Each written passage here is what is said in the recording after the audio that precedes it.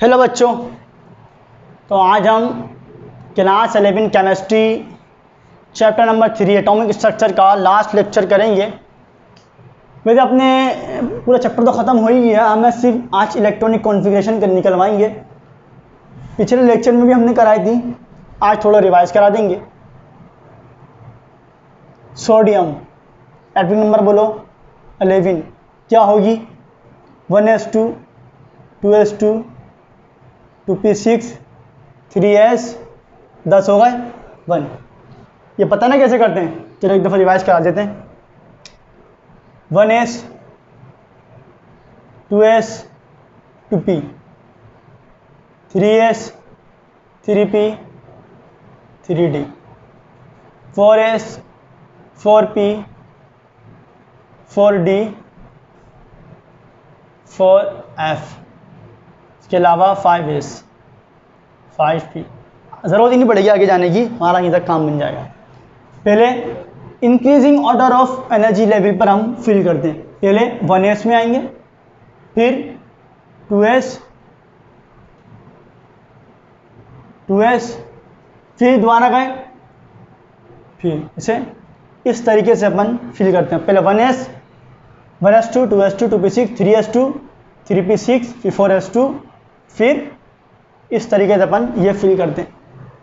तो 1s2 2s2 2p6 10 हो गए, 11 है, 3s 2 जा सकते हैं, बचा कितना एक डाल दिया 11 होगा। देखो इलेक्ट्रॉनिक कॉन्फ़िगरेशन तो हम करा चुके हैं तुम्हारे को, बस कुछ एक्साइटेड स्टेट में किस तरीके से सवाल आता है। एक्साइटेड स्टेट क्या होता है और कुछ एक्सेप्शन है, जैसे क्रोमियम कॉपर की बोलता है वो कराते हैं भी, जरा कोई एक्सेप्शन है। पेपर में पूछता है क्रोमियम और कॉपर की इलेक्ट्रॉनिक कॉन्फ़िगरेशन। तो आज हम वो लेक्चर करेंगे, उसमें बताएंगे एक्साइटेड स्टेट क्या होता है। ठीक है, इसके अलावा क्लोरीन देख लो 17 atomic number, 1s2 2s2 2p6 10 हो गए। इसके बाद 3s2 कितने हो गए 12, कितने बचे 5, 3p 3s2 3p6 1s2 2s2 2p6 10 12, p में 6 यहाँ से अब बचे 5, तो 5 डाल दिए, होगा पूरा 17 10 12 और ये 5 17। ठीक है, इसके अलावा हाँ कॉपर देखो, आयरन देखो, आयरन 26 क्या होगा 1s2 2s2 2p6 3s2 3p6 4s2 20 हो गए, 6 और 4 10 और 20 हो गए। इसके बाद 4s2 के बाद 1s2 2s2 2p6 3s2 3p6 4s2, उसके बाद डायरेक्ट क्या आएगा 3d। तो मैं सिखा रहा हूँ, ये मैं देखते रहो 1s2 फिर 2s2 2p6, ये अपने पास ऑर्डर बना लेना पेपर इलेक्ट्रॉनिक कॉन्फ़िगरेशन करने को है, वैसे तुम्हारी प्रैक्टिस हो जाएगी। तो 20 हो गए, इसके बाद 3d, d में 10 जा सकते हैं, कितने बचे 20 हो गए, 6 बचे तो 6 डाल दिए, ये हो गया आयरन। कॉपर देखो, कॉपर 29 एटॉमिक नंबर, क्या होगा 1s2 2s2 2p6 3s2 3p6 3p6 1s2 2s2 2p6 3s2 3p6 फिर 4s2। एक लॉजिक बताऊँ, यहाँ तक तुम याद कर लो, 1s2 2s2 2p6 3s2 3p6 3s 4s2 यहाँ तक हो जाते हैं 20, 4s2 तक हो जाता है अपने पास 20। अब कितने बचे 29, 9 बचे। 4s2 के बाद क्या आएगा 3d, d में 10 आते हैं, कितने बचे 9, तो 9 डाल दिए, होगी इलेक्ट्रॉनिक कॉन्फ़िगरेशन ही है। लेकिन जिन्होंने भी करी है वो ये गलत है। मैंने कहा ना कॉपर की और क्रोमियम की, एक क्रोमियम भी कराएंगे भूल गए, तो उसकी एक्सेप्शन होती है, इसकी ये नहीं होती। बच्चे तो यही करते हैं, लेकिन एक्सेप्शन होती है। और देखो ये एक एक्सपेरिमेंट से पता लगती है।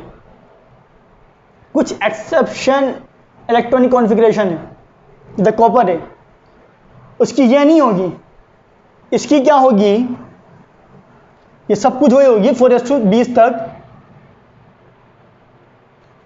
20 तक तो यही होगा, लेकिन होगा ये एस में से एक इलेक्ट्रॉन निकलेगा और डी में चले जाएगा,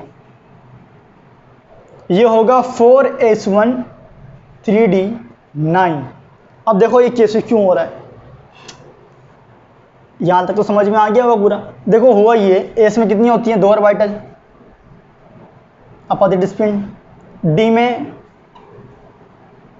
5 ऑर्बिटल होती हैं, 3 1 2 3 4 5, 1 2 3 4 5, डी में 9 आए थे, 1 2 3 4 2 4 6 8 9, ठीक है ऐसे ही था। अब एक बात देखो ऐसा क्यों हुआ ये, एक बार याद रखना, जो हाफ फील्ड ऑर्बिटल होती है वो भी स्टेबल होती है, और जो फुल फील्ड होती हैं पूरी वो भी स्टेबल होती हैं, लेकिन यहाँ पर ये फुल फील्ड नहीं है, एक ऑर्बिटल में इसके इलेक्ट्रॉन खाली है, यहाँ से एस अगर निकल कर वहाँ चला गया, होती है असल में क्या है 4s1 3d10, तो अब ये भी स्टेबल हो गया और ये भी स्टेबल हो गया, ये हाफ फील्ड ये भी स्टेबल और ये फुल फील्ड है ये भी स्टेबल। यही वजह है कि क्या इलेक्ट्रॉनिक कॉन्फ़िगरेशन सी क्या होती है 4s1 3d10, स्टेबिलिटी की वजह से, कुछ एक्सेप्शन केसेस हैं। बाकी जैसे तुम कर रहे हो तो वैसे ही करोगे, जैसे क्लोरीन हो गया, आयरन हो गया, जिंक हो गया, जिंक का क्या होता है 30, तो 4s2 कितना हो गया 20, यहाँ क्या डाल दोगे 10, ये हो गए जिंक की। लेकिन कॉपर के केसेस में 4s1 3d10 ठीक है। Chromium 24 1s2 2s2 2p6 3s2 3p6 4s2 1s2 2s2 2p6, सही है 10 और 6s2 3p6 3s2 3p6 4s2 20 हो गए, कितने बचे 24, उसके बाद क्या आएगा 4 इसके बाद 3d बचे 4, क्या डाल दिए 4। अब जिन्होंने करी है वो भी गलत है। देखो कॉपर में इसलिए बोलना कि कॉपर की क्रोमियम की आती है पेपर में कि भाई आप भी इनकी इलेक्ट्रॉनिक कॉन्फ़िगरेशन बताएं, तो ये एक्सेप्शन आती है, इसकी भी एक्सेप्शन है। इसमें भी क्या होगा 4s1 3d5 क्यों होगा, देखो 4s में कितनी 2 और इलेक्ट्रॉन, ठीक है, डी में 5 ऑर्बिटल होती हैं, 1 2 3, चलो भाई 5 बना ली मैंने, 1 इलेक्ट्रॉन 2 इलेक्ट्रॉन 3 इलेक्ट्रॉन 4 इलेक्ट्रॉन, 4 आ गए हुंस रूल के मुताबिक कि पहले हाफ फील्ड होंगी, ठीक है। अब देखो इसकी एक इलेक्ट्रॉन खाली, अगर एक इलेक्ट्रॉन आ गया तो सारे के सारी हाफ फील्ड हो जाएंगी, तो वो भी स्टेबल हो जाएगी, क्योंकि हाफ फील्ड और फुल फील्ड स्टेबल होती हैं। यहाँ से एक इलेक्ट्रॉन जाएगा जम कर ये टीम यहाँ चला गया, यहाँ से इलेक्ट्रॉन निकल गया, देखो अब ये भी स्टेबल दोनों हाफ फील्ड, तो दोनों स्टेबल हो गया। तो ये इलेक्ट्रॉनिक कॉन्फ़िगरेशन है, कुछ एक्सेप्शन जैसे क्रोमियम कॉपर, आगे भी हैं, आगे हम नहीं कराएंगे, बाकी जितने भी हैं वो आप जिस तरीके से बताया उसी तरीके से होता है, जिन रूल्स को फॉलो करते हैं वही रूल्स फॉलो करेंगे, कुछ एक्सेप्शन होती हैं। चलो भाई अब होता है एक्साइटेड स्टेट, क्या होता है एक्साइटेड स्टेट। देखो अब तक हम जितनी भी इलेक्ट्रॉनिक कॉन्फ़िगरेशन कर रहे थे वो सब क्या है ग्राउंड स्टेट की कर रहे थे। ग्राउंड स्टेट का मतलब बच्चों होता है नेचुरल स्टेट, जो हम अभी नेचुरल जो करते हैं, नेचुरल इलेक्ट्रॉनिक कॉन्फ़िगरेशन जो हम इलेक्ट्रॉन को फील करते हैं, रूल्स को फॉलो करते हैं, वो तो उसे कहते हैं ग्राउंड स्टेट। एक्साइटेड स्टेट कहते हैं इसका मतलब होता है इलेक्ट्रॉन जो है वो जंप करता है फ्रॉम लोअर एनर्जी ऑर्बिटल से टू हायर एनर्जी ऑर्बिटल।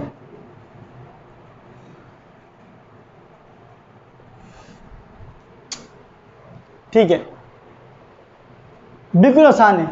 अच्छा, एक पॉइंट और याद रखना, ये जो इलेक्ट्रॉनिक एक्साइटेड स्टेट में जो होती है, ये दरअसल सिर्फ और सिर्फ आउटर मोस्ट शेल में ही, आउटर मोस्ट शेल में ही होती है भाई, इसके अलावा कहीं और एक्साइटेड स्टेट नहीं होती। चलो, और कहाँ कहाँ हो सकती है, किस किस एलिमेंट में हो सकती है, तुम्हें अभी बताते हैं एक्सपेरिमेंट से। Sodium 11, 1s2, 2s2, 2p6, 3s1। 3s1 के बाद क्या होता है, यहाँ बना कर चेक कर लो।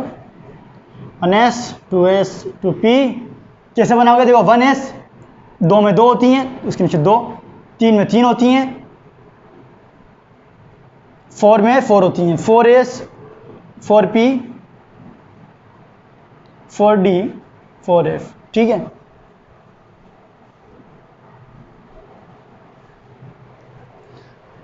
Three S to, 3s1। क्या इसकी अगर हम मैं बोलें एक्साइटेड स्टेट मुमकिन है? देखो, एक्साइटेड स्टेट के लिए अब 3s1 के बाद हायर एनर्जी और ऑर्बिटल जो शेयर होगी वो कौन सी आएगी, वो p होगी। 1s2, 2s2, 2p6, 3s2, उसके बाद 3p आता है हायर एनर्जी, ये सब लोअर एनर्जी। और एक्साइटेड स्टेट कहते हैं कि लोअर एनर्जी से शिफ्ट करता है इलेक्ट्रॉन, जंप करता है, हायर एनर्जी में जाता है। अब अगर यहाँ से ये एस से जंप करा दिया तो एस से तो इलेक्ट्रॉन खाली हो गया, ये सबसे बड़ी गलती नहीं करनी है। जहाँ लोअर एनर्जी ऑर्बिटल से इलेक्ट्रॉन जंप करेगा वो वैकेंट नहीं होना चाहिए, एम्प्टी नहीं होना चाहिए। अगर एम्प्टी हो रही है तो उसका मतलब है वहां पर एक्साइटेड स्टेट इलेक्ट्रॉनिक कॉन्फ़िगरेशन नहीं हो सकती, वो खाली नहीं होना चाहिए। जैसे कि यहाँ 3s1 अगर यहाँ पर डाल दें हम एक 3p, आउटर मोस्ट शेल है ना भाई, 3s2 3p, वो अलग बात है, इसमें इलेक्ट्रॉन नहीं है। अगर डाल देंगे इससे एस डाल इसमें हायर एनर्जी में, तो इससे इलेक्ट्रॉन खाली हो जाएगी, एम्प्टी हो जाएगी गैस वाली, और ऐसा हो नहीं सकता। तो यहाँ तो एक्साइटेड स्टेट्स की मुमकिन ही नहीं है। नाइट्रोजन देखो 7, 1s2, 2s2, 2p3, 1s2, 2s2, 2p3।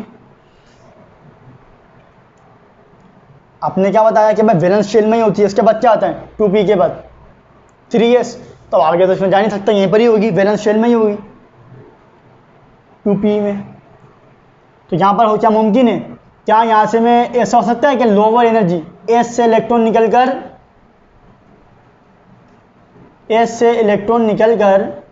2p4 हो जाए? क्या ये मुमकिन है?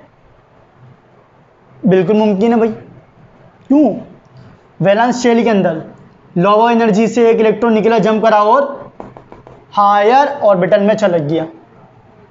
देखो एस में थे 2, पी में थे 3।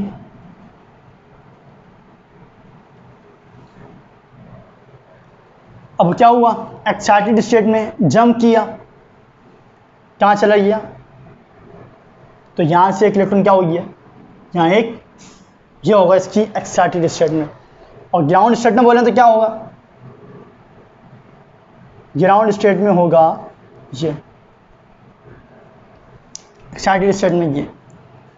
तो क्या क्या क्यों मुमकिन है इसकी, क्योंकि इसमें इलेक्ट्रॉन वैकेंट नहीं हो रहा, इसकी जो जहाँ से हम शिफ्ट करा रहे हैं इलेक्ट्रॉन को, जंप करा रहे हैं, जिस ऑर्बिटल से जंप करा रहे हो उसको वो खाली नहीं होना चाहिए, तो यहाँ पर खाली हो रही थी, तो यहाँ पर इसकी एक्साइटेड स्टेट मुमकिन नहीं है, यहाँ मुमकिन है। तो इस तरीके से करते हैं। और कहाँ कहाँ होती है ये ग्राउंड एक्साइटेड स्टेट की इलेक्ट्रॉनिक कॉन्फ़िगरेशन, सिर्फ वैलेंस शेल में ही। तो ये हमारा लास्ट लेक्चर था। अब नेक्स्ट चैप्टर स्टार्ट करेंगे, तो पढ़ाई कीजिए। अल्लाह हाफिज़।